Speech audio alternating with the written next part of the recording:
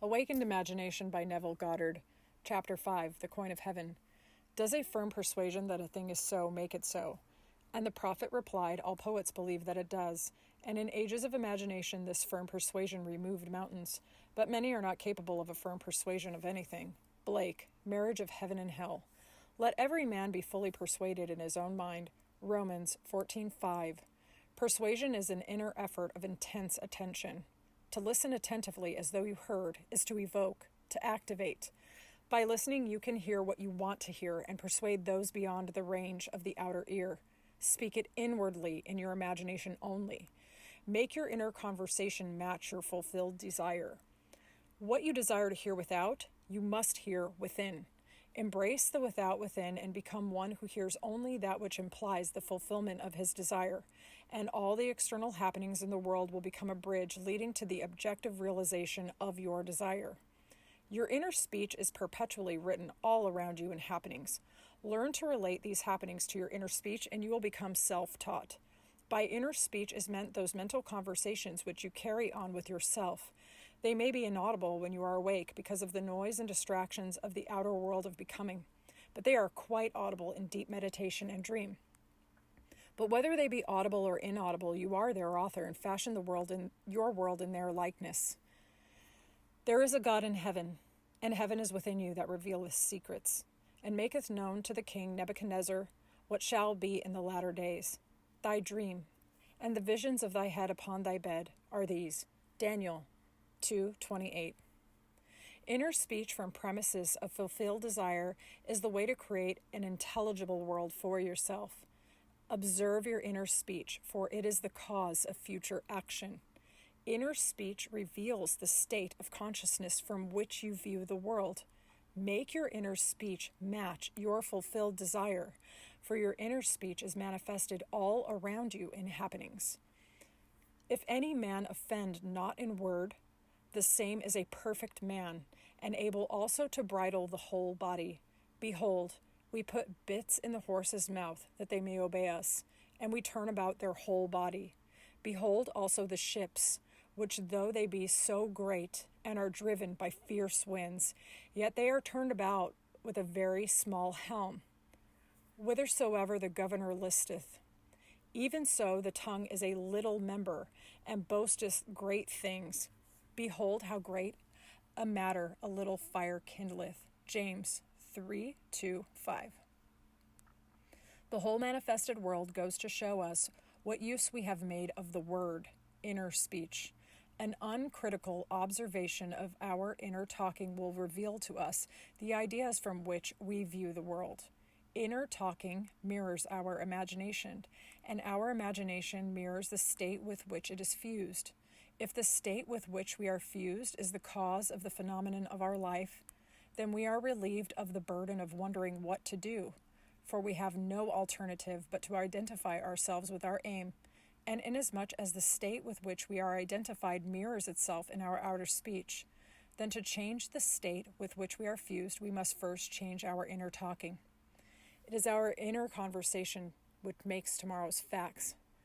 Put off the former conversation, the old man who is corrupt, and be renewed in the spirit of your mind. Put on the new man who is created in righteousness. Ephesians 4:22-24. Our minds, like our stomachs, are whetted by change of food. Quintilian.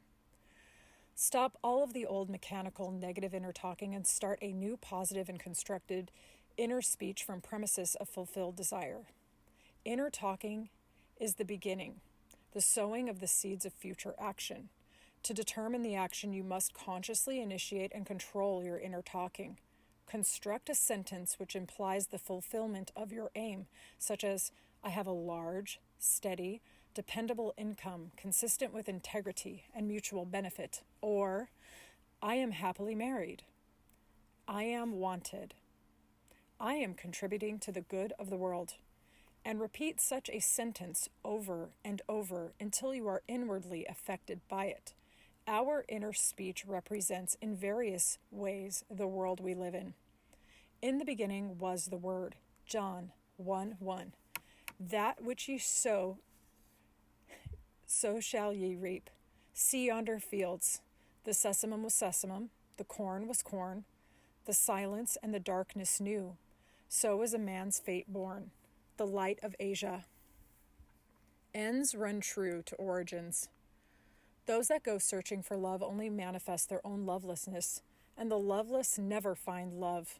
Only the loving find love, and they never have to seek for it. D.H. Lawrence. Man attracts what he is. The art of life is to sustain the feeling of the wish fulfilled and let things come to you, not to go after them or think they flee away. Observe your inner talking and remember your aim. Do they match? Does your inner talking match what you would say audibly had you achieved your goal? The individual's inner speech and actions attract the conditions of his life. Through uncritical self-observation of your inner talking, you find where you are in the inner world. And where you are in the inner world is what you are in the outer world. You put on the new man whenever ideals and inner speech match. In this way alone can the new man be born. Inner talking matures in the dark. From the dark, it issues into the light. The right inner speech is the speech that would be yours if you were to realize your ideal. In other words, it is the speech of fulfilled desire. I am that. There are two gifts which God has bestowed upon man alone and on no other mortal creature. These two are mind and speech, and the gift of mind and speech is equivalent to that of immortality. If a man uses these two gifts rightly, he will differ in nothing from the immortals. And when he quits the body, mind and speech will be his guides, and by them he will be brought into the troop of the gods and the souls that have attained to bliss. Hermetica, Walter Scott's translation. The circumstances and conditions of life are outpictured inner talking, solidified sound. Inner speech calls events into existence. In every event is the creative sound, that is, its life and being. All that a man believes and consents to as true reveals itself in his inner speech. It is his word, his life. Try to notice what you're saying in yourself at this moment, to what thoughts and feelings you are consenting. They will be perfectly woven into the tapestry of life. To change your life, you must change your inner talking, for life, said Hermes, is the union of word and mind. When imagination matches your inner speech to the fulfilled desire, there will be a straight path in yourself from without, and the without will instantly reflect the within for you, and you will know reality is only actualized inner talking.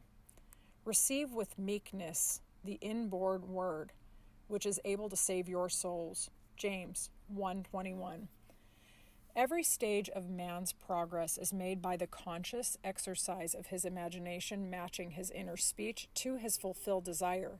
Because man does not perfectly match them, the results are uncertain, while they might be perfectly certain. Persistent assumption of the wish fulfilled is the means of fulfilling the intention. As we control our inner talking, matching it to our fulfilled desires, we can lay aside all other processes. Then we simply act by clear imagination and intention. We imagine the wish fulfilled and carry on mental conversations from that premise. Through controlled inner talking from premises of fulfilled desire, seeming miracles are performed. The future becomes the present and reveals itself in our inner speech. To be held by the inner speech of fulfilled desire is to be safely anchored in life. Our lives may seem to be broken by events, but they are never broken so long as we retain the inner speech of our fulfilled desire. All happiness depends on the active, voluntary use of imagination to construct and inwardly affirm that we are what we want to be. We match ourselves to our ideals by constantly remembering our aim and identifying ourselves with it. We fuse with our aims by frequently occupying the feeling of our wish fulfilled. It is the frequency, the habitual occupancy, that is the secret of success. The oftener we do it, the more natural it is. Fancy assembles, continuous imagination fuses. It is possible to resolve every situation by the proper use of imagination, Our task is to get the right sentence, the one which implies that our desire is realized, and fire the imagination with it. All this is intimately connected with the mystery of the still, small voice. Inner talking reveals the activities of imagination, activities which are the causes of the circumstances of life. As a rule, man is totally unaware of his inner talking, and therefore sees himself not as the cause, but the victim of circumstance. To consciously create circumstance, man must consciously direct his inner speech, matching the still, small voice to his fulfilled desires. He calls things not seen as though they were. Romans 4:17. Right inner speech is essential. It is the greatest of the arts. It is the way out of limitation into freedom. Ignorance of this art has made the world a battlefield and penitentiary where blood and sweat alone are expected, when it should be a place of marveling and wondering. Right inner talking is the first step to becoming what you want to be. Speech is an image of mind, and mind is an image of God. Hermetica, Scott translation. On the morning of April 12th, 1953, my wife was awakened by the sound of a great voice of authority speaking within her and saying, "You must stop spending your thoughts, your time, and money. Everything in life must be an investment." To spend is to waste, to squander, to lay out without return. To invest is to lay out for a purpose from which a profit is expected. This revelation of my wife is about the importance of the moment. It is about the transformation of the moment. What we desire does not lie in the future, but in ourselves at this very moment. At any moment in our lives, we are faced with an infinite choice: what we are and what we want to be. And what we want to be is already existent, but to realize it, we must match our inner speech and action to it. If two of you shall agree on earth as touching anything that they shall ask, it shall be done for them of my Father which is in heaven. Matthew 18:19. It is only what is done now that counts. The present moment does not recede into the past. It advances into the future to confront us, spent or invested. Thought is the coin of heaven. Money is its earthly symbol. Every moment must be invested, and our inner talking reveals whether we are spending or investing. Be more interested in what you are inwardly saying now than what you have said, by choosing wisely what you think and what you feel now. Anytime we feel misunderstood, misused, neglected, suspicious, afraid, we are spending our thoughts and wasting our time. Whenever we assume the feeling of being what we want to be, we are investing. We cannot abandon the moment to negative inner talking and expect to retain command of life. Before us go the results of all that seemingly is behind. Not gone is the last moment, but oncoming. My word shall not return unto me void, but it shall accomplish that which I please, and it shall prosper into the thing whereto I sent it. Isaiah 55:11. The circumstances of life are the muffled utterances of the inner talking that made them. The word made visible. The word, said Hermes, is son, and the mind is father of the word. They are not separate one from the other, for life is the union of word and mind. He willed us forth from himself by the word of truth. James 1:18. Let us be imitators of God as dear children. Ephesians 5:1. And use our inner speech wisely to mold an outer world in harmony with our ideal. The Lord spake by me, and his word was in my tongue. 2 Samuel 23:2. The mouth of God is the mind of men. Feed God only the best. Whatsoever things are of good report, think on these things. Philippians 4:8. The present moment is always precisely right for an investment, to inwardly speak the right word. The word is very near to you in your mouth and in your heart, that you may do it. See, I have set before you this day life and good, death and evil, blessing and cursing. Choose life. Deuteronomy 30:14, 15, 19. You choose life and good and blessings by being that which you choose. Like is known to like alone. Make your inner speech bless and give good reports. Man's ignorance of the future is the result of his ignorance of his inner talking. His inner talking mirrors his imagination, and his imagination is a government in which the opposition never comes to power.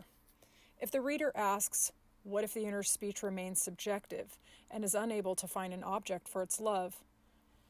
The answer is, it will not remain subjective, for the very simple reason that inner speech is always objectifying itself.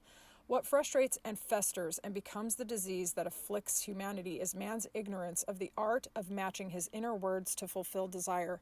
Inner speech mirrors imagination, and imagination is Christ. Alter your inner speech, and your perceptual world changes. Whenever inner speech and desire are in conflict, inner speech invariably wins, because inner speech objectifies itself. It is easy to see that if it matches desire, desire will be objectively realized. Were this not so, I would not say it. Blake. Sooner murder an infant in its cradle than nurse unacted desires. But I know from experience, the tongue setteth on fire the course of nature. James 3:6.